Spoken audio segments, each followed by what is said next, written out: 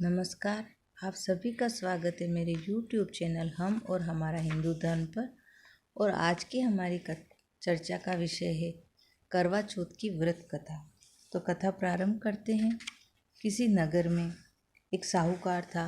उसके साथ बेटा, बहू और एक पुत्री थी। पुत्री भी शादीशुदा थी। करवा चौथ का दिन आया। पुत्री उन दिनों अपने मायके आई हुई थी। उसने जब अपनी सातों भाभियों को करवा चौथ का व्रत रखते देखा तो उसने भी करवा चौथ का व्रत रखने की जिद की। उसकी जिद को भाभीियों ने समझाया कि बैजी राज, ये व्रत आपसे नहीं होगा, ये व्रत बहुत कठिन है। पर वो भी जिद पे अड़ गई, बोली नहीं, मैं भी चौथ का व्रत रखूंगी। तब उसकी भाभियाँ बोली ठीक है बैजी राज। और उस प्रकार उस कन्या ने दिन भर उपवास रखा। अब शाम को भूख के कारण उसका मुखमंडल उदास हो गया। शाम को उसके सब भाई आए और बोले कि चल बहन, हम लोग खाना खा लें। तब बहन बोली कि मुझे तो चंद्रमा को देखकर ही खाना खाना है। तब भाई बोले चल बहन, चंद्रमा जी तो उग आए हैं, चल मैं तेरे को बता लाता हूँ। तब एक भाई तो चलनी लेने गया, दूसरा भाई पहाड़ी पर चढ़ गया और तीसरा भाई झाड़ के ऊपर चढ़ गया और बोला आ बहन देख, चंद्रमा देख।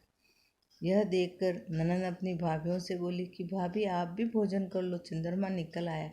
भाभियाँ बोली कि बाईजी राज आप ही भोजन करो, आपका चंद्रमा उगा है, हमारा नहीं। तब उस ननन ने चंद्रमा देखा, अर्घ दिया, करवा पिया और खाना खाने बैठ गई।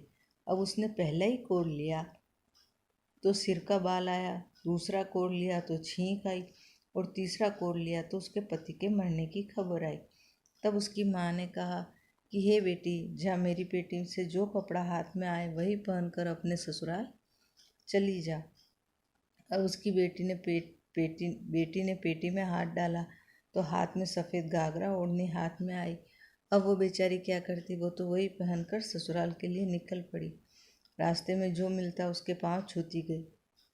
ऐसे वो पाँव लगते लगते ससुराल पहुंची तो घर में भी सबके पाँव लगी, पर उसको किसी ने भी दूधो नहाओ, पूतो फलो और अखंड सौभाग्यवती हो, ऐसा किसी ने आशीर्वाद नहीं दिया था। सारे ग्रामीण और रिश्तेदार घर में इकट्ठा हुए थे। वे अब उसके पति को शमशान ले जाने लगे तो वो जिद करके उनके पीछे पड़ गई कि मैं नहीं ले जाने दूंगी।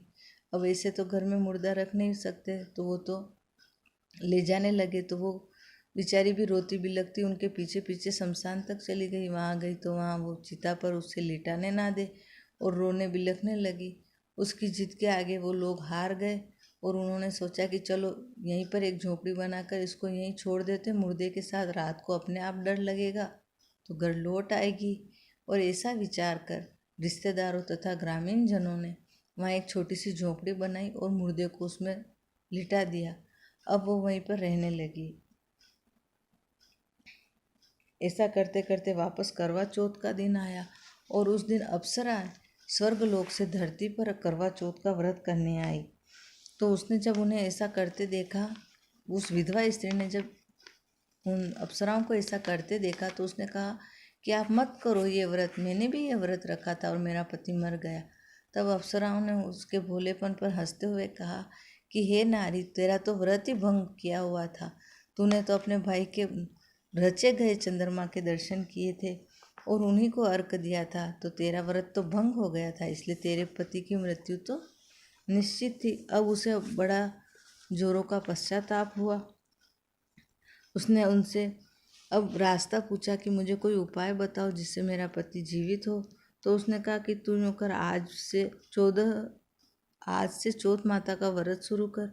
12 ही चौथ माता आए तो तू उनके पाँव कट्टे पकड़ लेना और उनमें से कोई न कोई तो तुझे तेरा सुहाग लौटा देंगे। अब उसने चौथ का व्रत किया और रात को 12 बजे तक चौथ माता का रास्ता देखा। 12 बजे बाद चौथ माता विराट रूप धारण करके आए। जय नाक पड़े, लाल पड़े, लंबे लंबे बाल और बड़े बड़े दांतों के साथ भयानक रूप लिए माताजी महाराज पधारे हैं। पर उस विधवा स्त्री ने अपने सुहाग को पाने की उम्मीद में उनसे बिना डरे उनके पांव कट्टे पकड़ लिए हैं और उनसे विनती की कि मुझे मेरा सुहाग लौटा दो। तब उन्होंने कहा कि हे दुष्टनी, तेरे जैसी पापन मैंने कहीं नहीं देखी, तू मेरे पाँव छोड़ दे उसने कहा कि मैं आज आपके पाँव नहीं छोड़ूंगी, आप मेरे पति को जीवित करके जाओ। तब माताजी बोले कि मैं तो करवा चौथ की छोटी बहन हूँ, मेरे से बड़ी आएंगी, उनके पाँव पकड़ना। ऐसा करते करते हर 11 महीने की चौथ माता आ गई। हर बहन कहती कि मैं छोटी हूँ, मुझसे बड़ी आएंगी।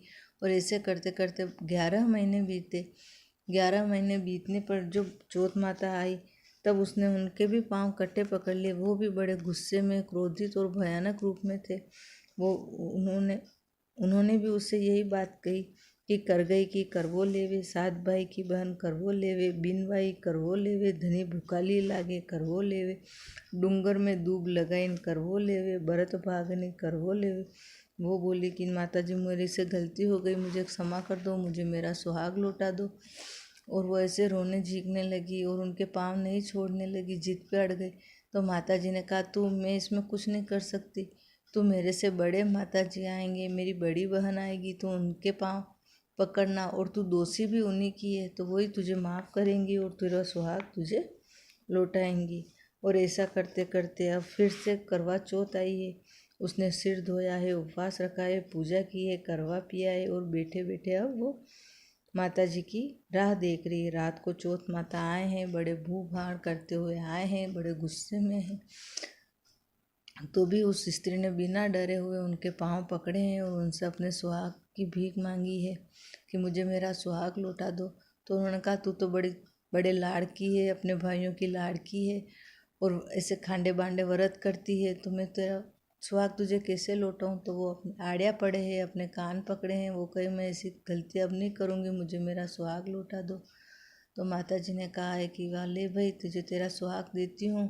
और ऐसा कहते हुए माता जी ने उसके पति को पुनः जीवित किया है। तो अब वो बेचारी असमंजस में पड़ गई। वो कही हे माता रानी रुको, मैं इसको लेके जाऊंगी तो कौन मेरा विश्वास करेगा, ना रिश्तेदार करेंगे, ना गांव के लोग करेंगे कि 11 महीने बाद, 12 महीने बाद कैसे जीवित हुआ पति, तो मैं क्या करूँगी। तो माता ने कहा कि तू ये ले। और ऐसा कह के उन्होंने अपनी चट्टी अंगुली से मेहंदी खेरी है।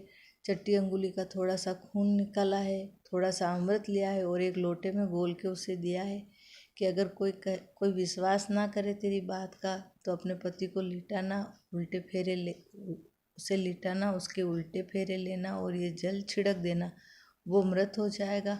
और जब वापस उसे जीवित करना हो, जब सब लोग कहे कि इसे जीवित कर दे, तो वापस सीधे फेरे पड़ना और ये जल का छिड़काव कर देना, तेरा पति जीवित हो जाएगा। ये यह कहकर माता जी अंतर ध्यान हो गए हैं। सुबह हुई है। वो अपने पति को नहला धुला के अपने साथ गांव में लेके गई है।